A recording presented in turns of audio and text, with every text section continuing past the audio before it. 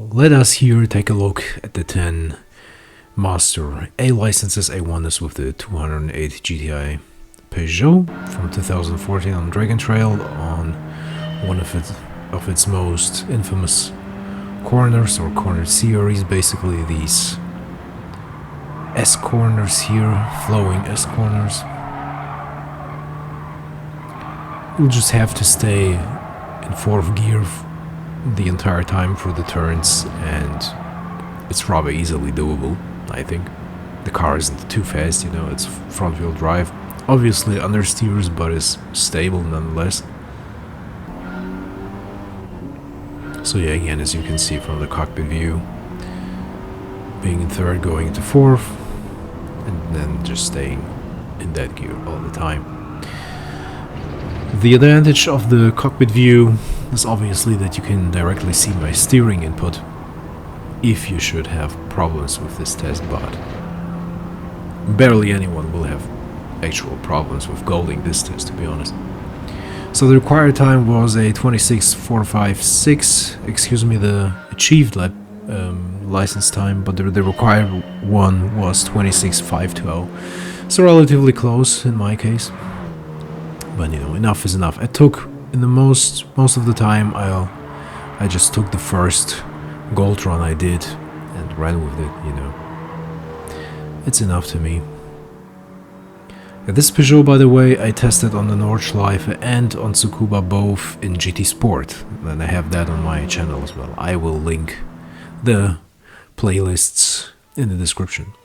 So the next test is exactly the same, except that the car is changed to the Mazda RX-7 Spirit Type R AFD from 2002, basically the top model RX-7, which is pretty amazing. Tires changing from soft comfort of the Peugeot to the street tires here, a little bit more grip, what you actually need, because this car is obviously quite a bit faster than the Peugeot and is rear-wheel drive FR layout, and is a bit tail happy actually. 25.277 is what we managed here. Required was a 25.560, so that run was pretty good. Going into 4th gear here, I slightly even touched the grass. That sent me in a nice, you know, nice slide into the corner. Actually helped staying into 4th gear, just with the Peugeot, just going and staying into 4th gear, or in 4th gear all the time. And voila. The RX-7 I did test on the Nordschleife in GT Sport, or hot lapped rather, and on Tsukuba I did it actually in both GT Sport and GT7. And again, I'm gonna link the, you know, the playlist in question in the description.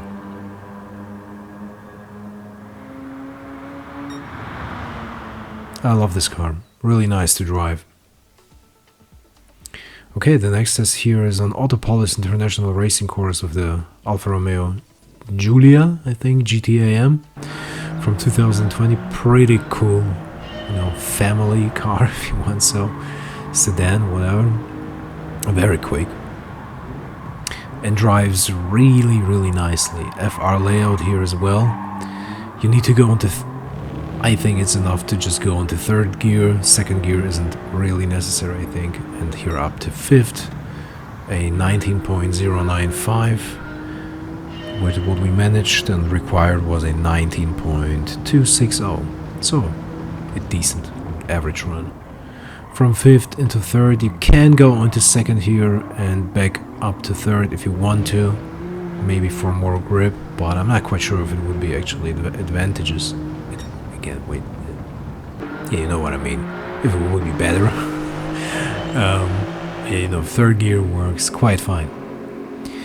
This car is the very first time in the GT series, so obviously I will have tested it only in GT7, and I did hot lap it both on the Nordschleife and on Tsukuba.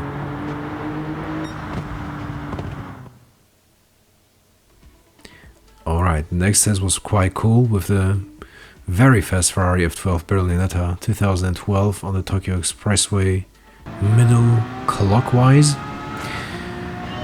I really like this track a lot, which is new since GT Sport, by the way. And I like these corners here a lot too.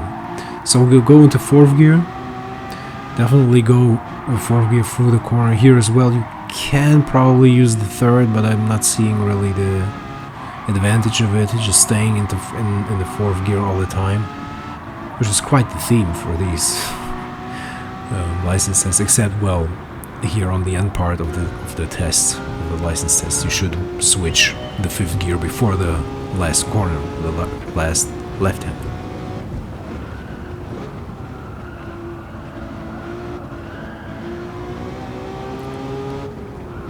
You need to take as much speed as you can through the corners. You need, to basically test out what the highest speed it is that you could possibly take these corners with, and then it shouldn't be too much of a problem. 27.669 was what I managed, and required was a 27.830, so I had quite the good run actually.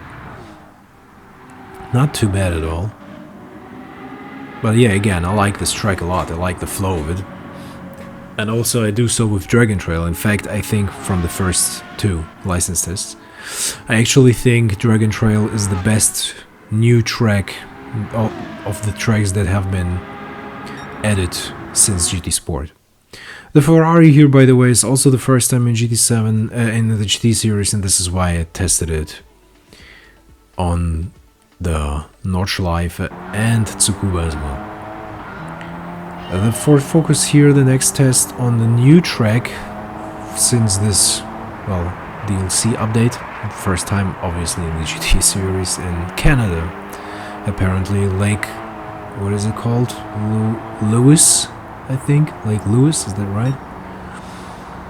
Which is apparently a real place, like back then in GT4 El Capitan and Città d'Aria, which is just the city in Italy, which is called,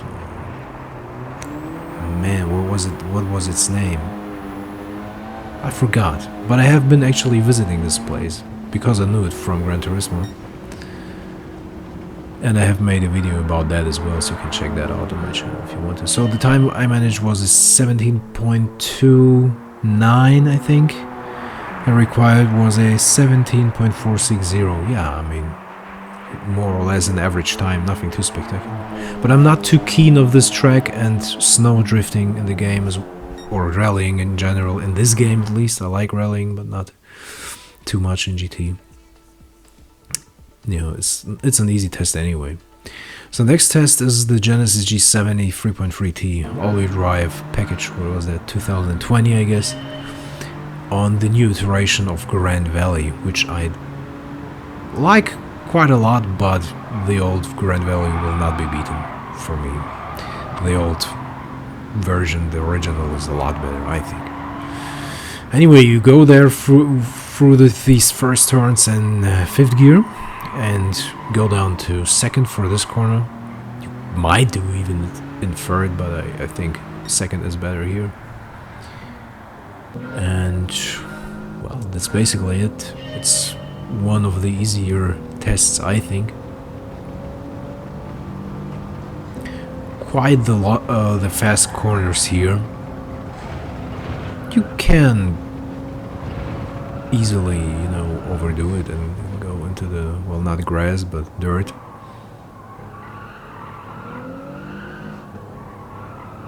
But still fairly easy, I think, as most of these tests are.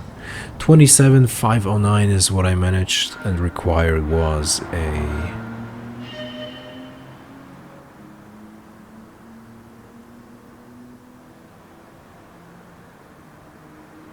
I can find it. I think 27.580.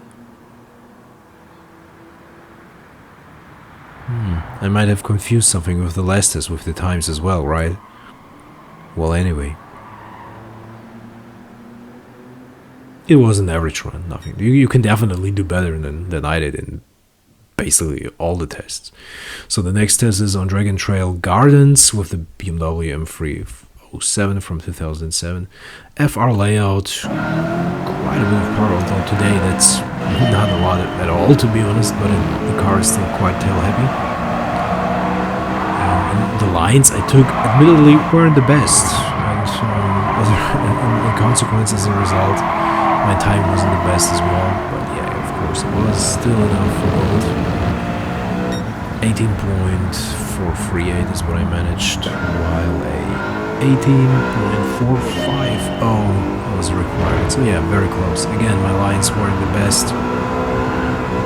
Your run can definitely be a lot cleaner, you know, less oversteer, more refined lines, slightly more, certainly slightly more speed for the corners, so you'll have definitely a better time. Better achieved goal time. Yeah, a better time on track, I guess. I think it was only my second attempt at this test. So again, I ran with the first gold run. I managed, just kept it, at least in most cases. The BMW here was the first time in GT5 Prologue, but I did test it on the Nordschleife and on Tsukuba in GT Sport.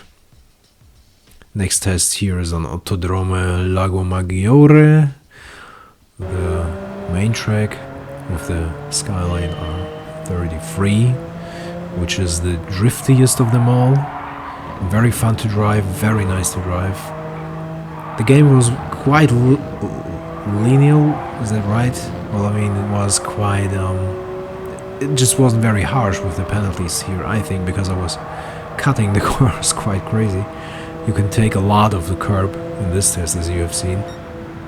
Managed a 24.831, while a 25.200 was necessary for gold, so my run was actually really quick.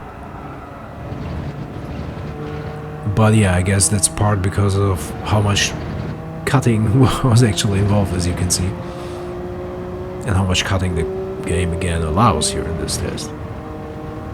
So yeah, use all that space, use all these curbs to be able to take more speed through the corners and, you know, get easily your goal time.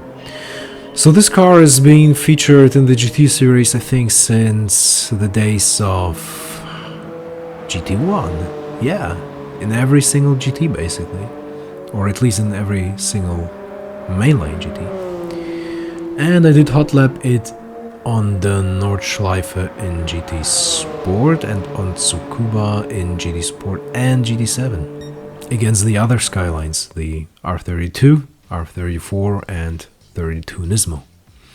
Alright, the next test is with Porsche 911 Carrera RS 993 from 95 on Tokyo Expressway East, clockwise, it seems, in the wet. You know, FR layout again. You know, Porsches are generally quite tail heavy, even the all-wheel drive ones, at least the Carrera GT, maybe not the newer ones, the more behaved ones. But this one is obviously a rear-wheel drive, and yeah, you have to modulate your throttle input quite a bit. And even here for this corner, I had to counter-steer quite a bit. You will see that in the cockpit view. While it's one of the more difficult tests, like it's above average difficult, it's still, in my opinion, very doable, very manageable to achieve a goal time. Not too difficult at all, I think. There are other tests in the wet which are a lot more difficult.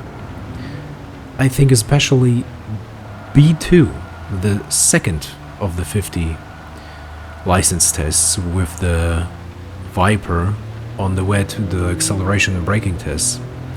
I think this one was, with the Viper, a lot more difficult than this we are seeing here with the Porsche, in fact. And I mean, it's typical PD tradition that the difficulty curve is, in my opinion, all over the place in the license tests. The very first license test might be extremely difficult, and then the later ones seem to be, well, very easy. As this one, although it might be not very easy, but it is fairly easy. The Porsche here is...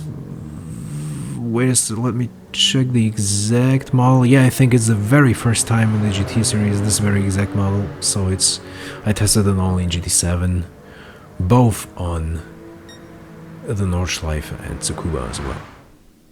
Alright, let us check out the last test in the Master 810 license test on Autopolis with the Mercedes-AMG GT Black Series for 2020. Quite the amazing car. Quite the difficult and very technical racetrack, I think. A nice track. It's been introduced since GT Sport, a real-life track from Japan. So third gear through here for these corners. I would stay in third here as well. Here, well, definitely. Might take these in second as well, but I don't think it makes too much sense. You see how nervous the car is getting. I mean, again, FR layout, very, well, a lot of power, very powerful car. Third gear through the last corner here, and switching into fourth before you go into the very last turn, and switching up to 5 before you go for the line with 48.164, while a 48.480 was required, so a decent time. So going down here to third gear, using as always all the space you got,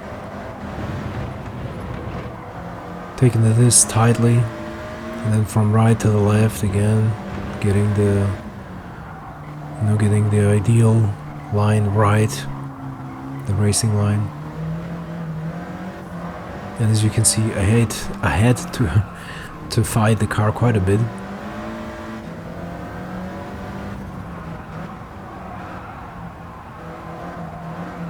Again, last or second to last corner in third gear, going to fourth immediately, and to fifth,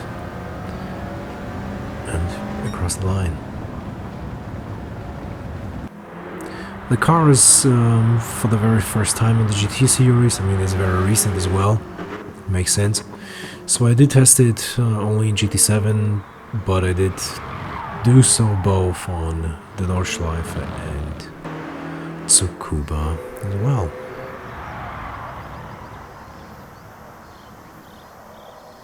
One of the fastest street legal cars in the game, by the way. I got it quite a bit under 7 minutes on Nordschleife. Stock, of course. I test the cars always stock. So yes, that's the last turn. Essentially, I hope it was a tad helpful, maybe even a tad entertaining. And if it was, leave a like and a sub. Thank you. Bye bye.